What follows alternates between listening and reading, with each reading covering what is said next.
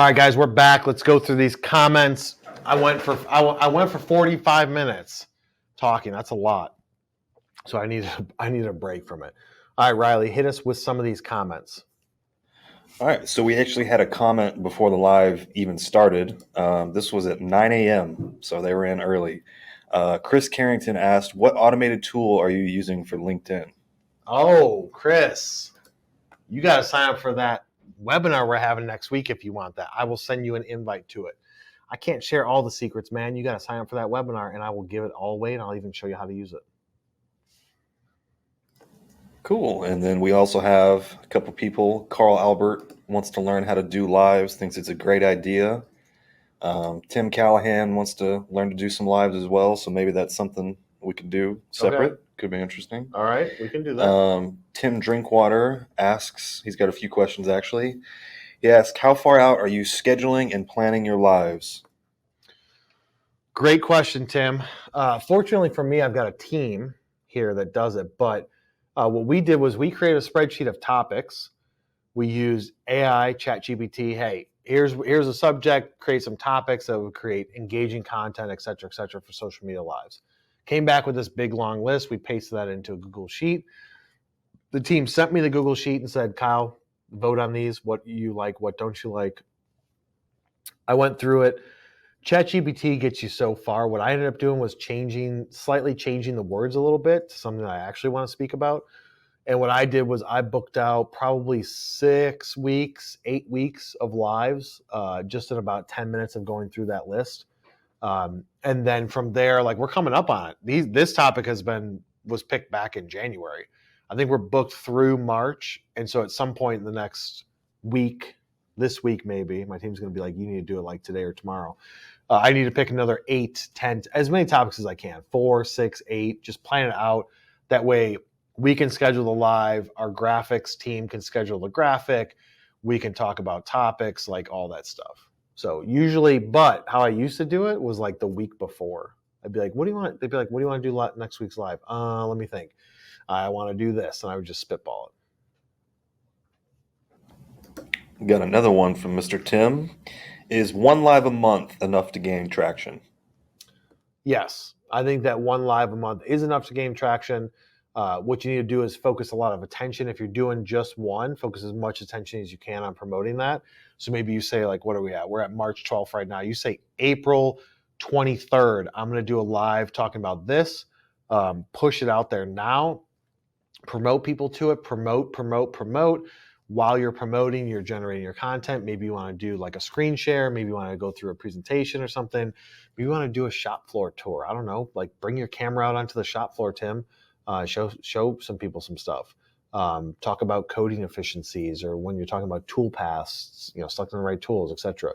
But yeah, I would say a month is plenty of time if you have the time to do it. All right, so this is back when we were talking about ways to get leads. Kenneth Kusima said articles as a way. Yep, yeah. So good job, Kenneth. So articles are a way. Here's the thing with articles is, so you've already got attention and traffic going to your website, right? So it does not matter if you've got 100 people a month or 1,000 people a month. People are going to your site. Are they the right people? Unless you've been around for years and you've got a good following. But let's just say you've got 100 people a month that are going to it, and 20 of those people are the right people.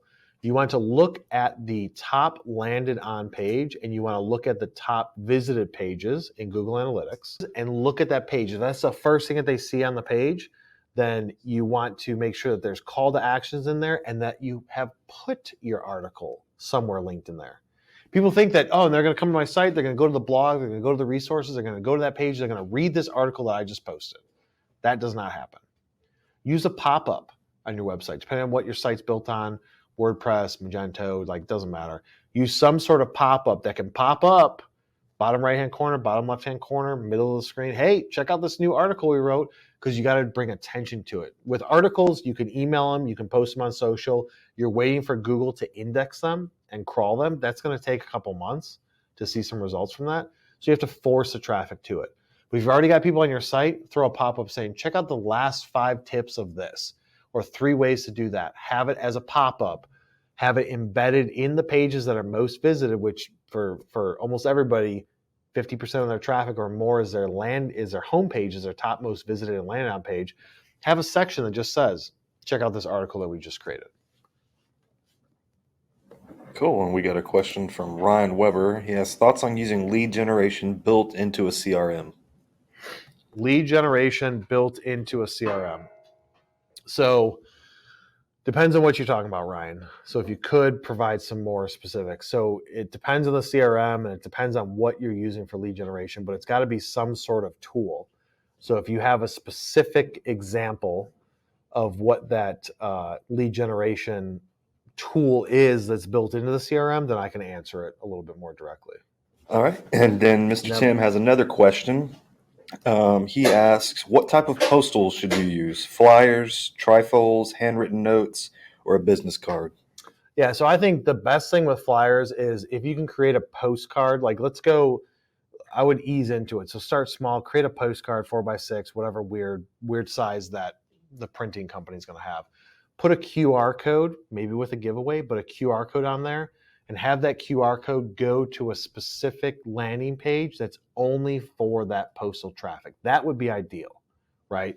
I get a postcard, big section, QR code, visit here to learn this, or whatever the giveaway is, whatever the promotion is, whatever you want people to do. Check us out. We're the leading in CNC machining with a QR code.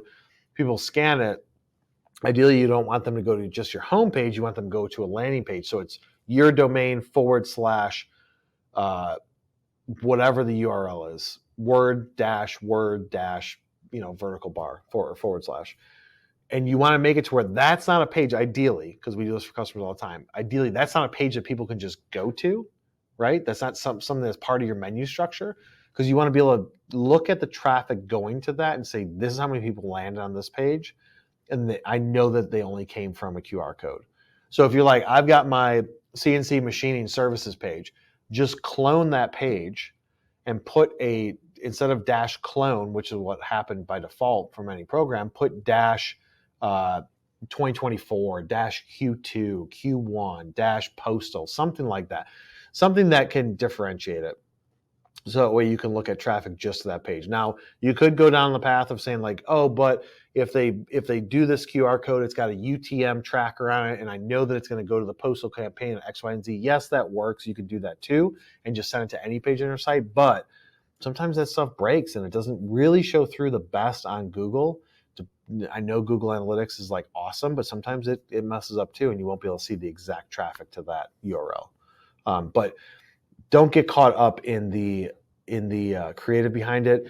In an ideal state, it would be like old school, stand out, handwritten letter in an envelope. You wrote it yourself. I just want to reach out and thank you for being a LinkedIn connection, or just want to reach out personally and let you know about our services. That would be ideal, but that's not really scalable.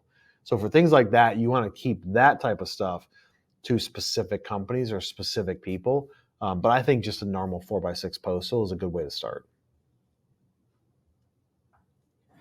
So Ryan, who had the question earlier about using lead generation built into a CRM, came back and said that they use Odoo.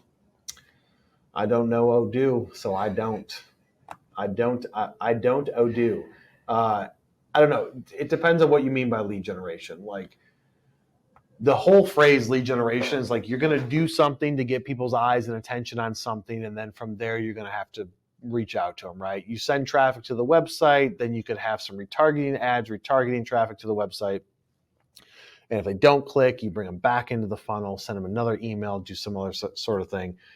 So you have to tell me specifically what are they doing with lead gen that they call, we'll generate leads.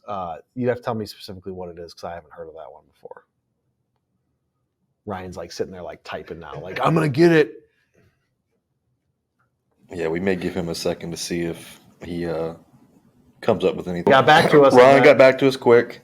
He said basically you pay for a list of people that meet a certain criteria. Okay. So I would not call that lead generation, Mr. Weber, because lead generation, is that going to generate leads? You got to do something with that information. So that's like list building. So what was the original question? Do I like it? Yeah, thoughts on using. So thoughts on using that? So we use Seamless AI and we use ZoomInfo. That's what we use. I don't use any other tools. I don't use any other third parties. I don't use people that are like list building services. They're like, hey, we'll give it to you for a penny a contact. We'll build a list for you. I don't like that because I don't trust what they're searching, right? So I want to have complete control. I want to do a search and look at the results. I want to see, is this a right fit? Yes, it is. Let's go and export the contacts, backfill it with the person's contact information. That's kind of step one.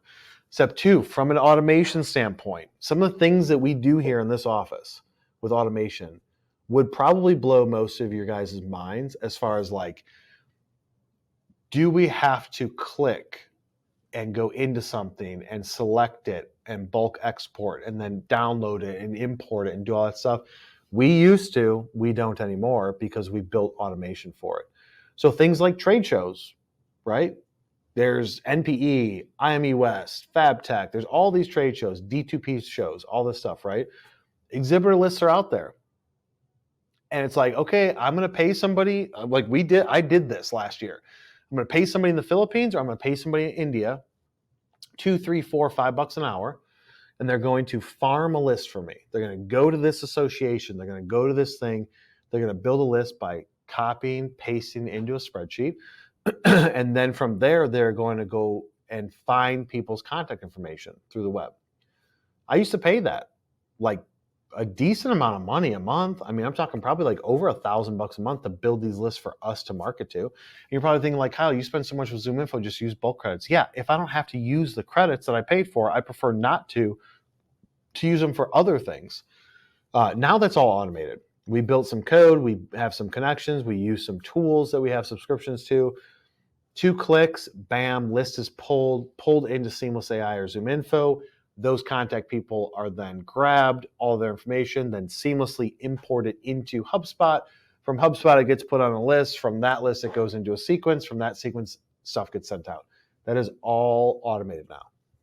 So I like to be in control because I don't trust other people's lists. So if you can build your own list in there and get the contact information, yeah, 100% use it. The quality, the accuracy of it, that's up to you to decide by testing it. Send an email, see how many bounces you get, no responses, they no longer work here. Look at the person's contact information, their name, look them up on LinkedIn, do they still even work there? That's going to come down to an accuracy standpoint. But if you think that company-wise it's good, like you're getting good information, then it could be worth it, right? I would have to look at the tool to see. But if you look at reviews, everybody's going to be like, oh my God, it's the best. I use 2, Seamless AI and ZoomInfo. That is it. I know that there's hundreds of other tools. Lucia is good, but Lucia is limited, right? Lucia, you spend $50 a month. It's a little sidebar thing. Go on LinkedIn, find somebody, click it in Lucia, pull up their contact information. But for $50 a month, you get 50 contacts. Well, I'm hungry. 50 contacts is not going to do anything for me. Like I want 5,000 a month. I want 7,000 a month. I want to go after everybody. I look at my goal, my vision is to be the largest and most dangerously aggressive and best industrial sales and marketing agency in the world. Not in Texas, not in the Midwest, not in the Southeast, not in the United States, in the world. I want to be known as the biggest and the best and the legendary company. In order to do that, I need to touch a lot of people. And 50 contacts a month isn't going to get me there. So Lucia is good. Hunter.io is good. Apollo people use. Lots of different tools. But it's what you do with the information after it that actually matters. Head over to YouTube, hit that subscribe button, turn on notifications. If you guys like to listen to this in a podcast form, industrial sales and marketing with me is what you search, except replace the me with my name. Every major podcast platform, all of our long form content goes there so you guys can listen to it while you're cutting the grass or getting your nails done. We will see you on the next one.